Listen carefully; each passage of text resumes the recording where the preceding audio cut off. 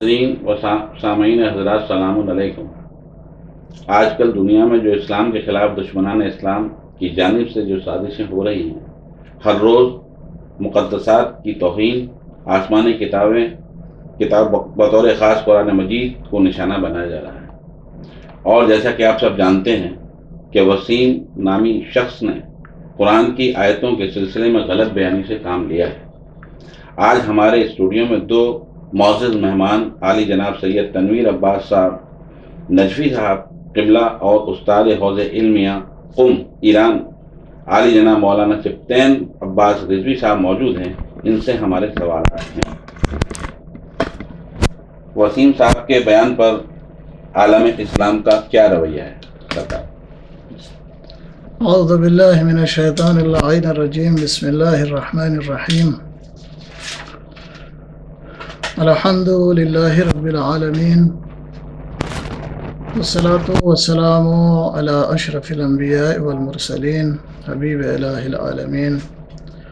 ابو القاسم محمد، اللہم صلی علی محمد وعلی محمد وعلی آلہ الطیبین الطاہرین المعصومین، ولعنت اللہ علی اعدائہم واعداء الدین۔ اما بعد فقد قال اللہ تعالی وقوله الحق، بسم اللہ الرحمن الرحیم، افلا يتدبرون القرآن ولو كان من عند غیر اللہ لوجدوا فیہ اختلافا کثیرا۔ یہ قرآن مجید کی آیت ہے، سورۃ نساء کی 82ویں آیت ہے۔ اسی طرح سے بہت ساری آیات ہیں قرآن مجید میں جو خود قرآن مجید کی حقانیت اور قرآن مجید کی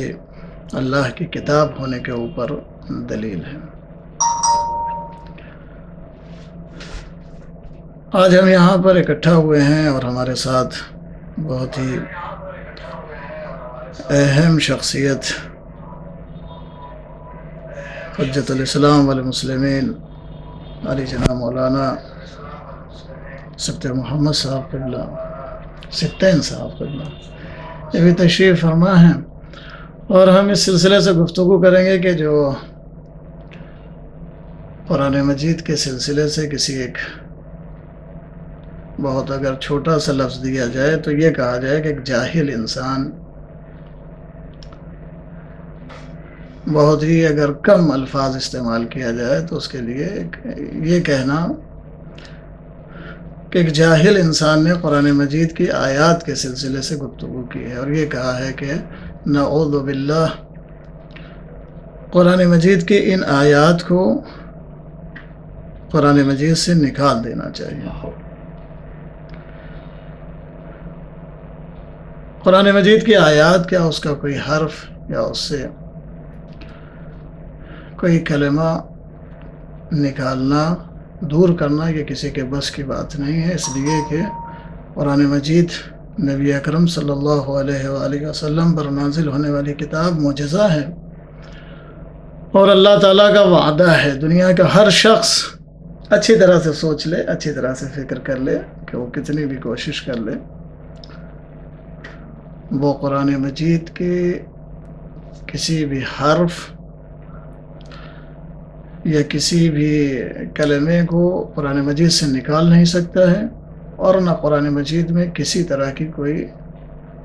خامی یا کمی پیدا کر سکتا ہے، اس لیے کہ یہ معجزہ ہے، اللہ کی کتاب ہے، اور اس کو قیامت تک ایسے ہی رہنا ہے۔ اور ہمارا جو ہے وہ عقیدہ بھی یہی ہے، تمام شیعان حیدر کرار کا عقیدہ بھی یہی ہے، علماء خصوصاً نجف اشرف، تمام علماء خصوصاً نجف اشرف، چونکہ میں اس وقت نجف اشرف میں موجود ہوں طالب علم کی حیثیت سے، اور اس وقت انڈیا میں آیا ہوا ہوں، اور یہاں پر ہم نے یہ خرافات، ایک بد اخلاق انسان جو اپنے آپ کو تشیع کی طرف نسبت دیتا ہے، جبکہ ہمیں اسے شیعہ نہیں کہنا چاہیے، بلکہ شیعہ کیا، اسے مسلمان بھی نہیں کہنا چاہیے، نہ کوئی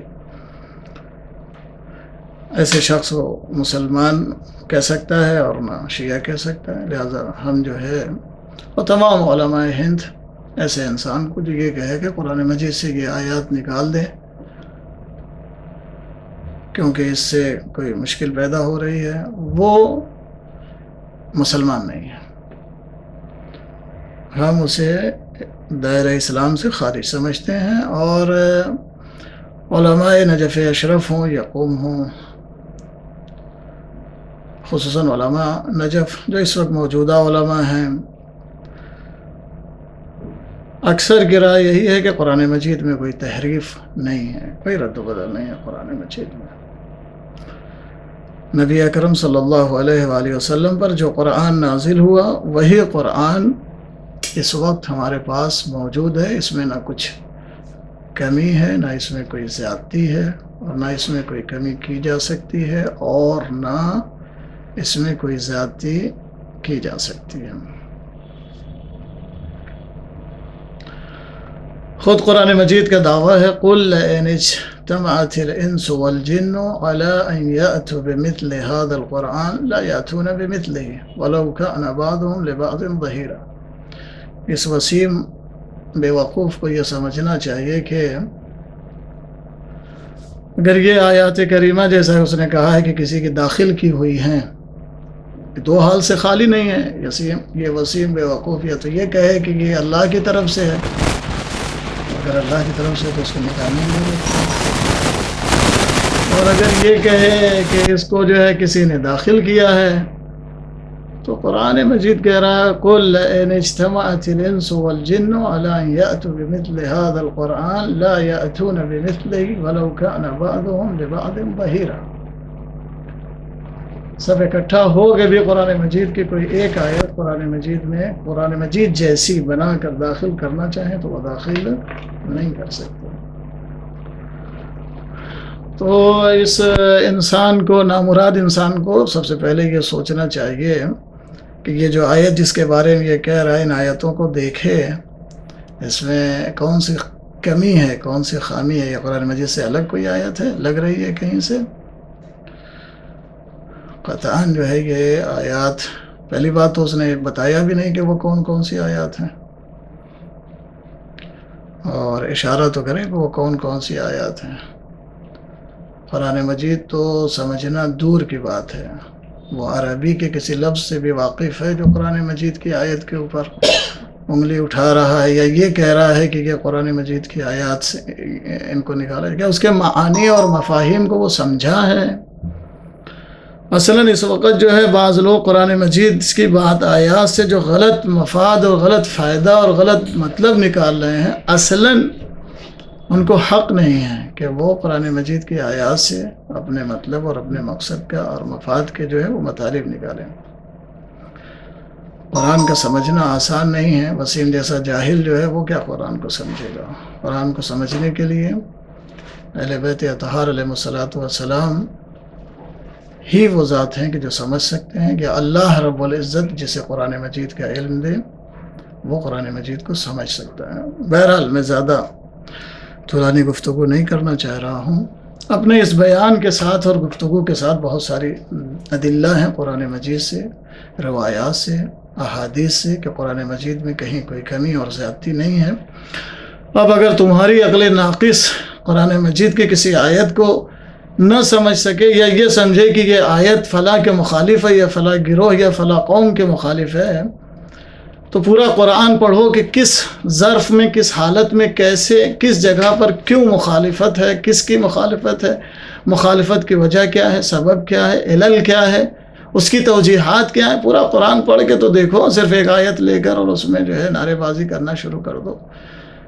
لہذا ہر وہ کہ جو قرآن مجید کے ساتھ جسارت کرتا ہے اسے چاہیے کہ عقل مند بنے.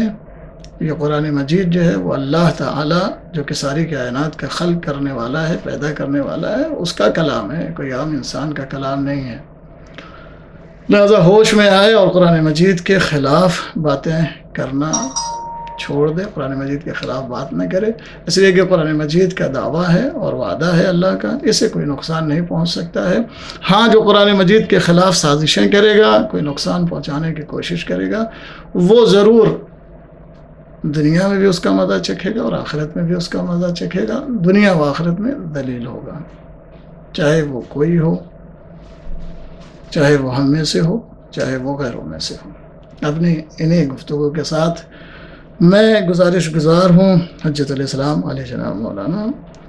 سبطین صاحب قبلہ، جو حوزہ علمیہ قم میں استاد کی حیثیت سے بھی ہیں، ان سے گزارش کروں گا کہ وہ اس سلسلے سے اس بات کو آگے بڑھائیں اور انشاءاللہ جو ہے آپ ان سے سماعت فرمائیں. جی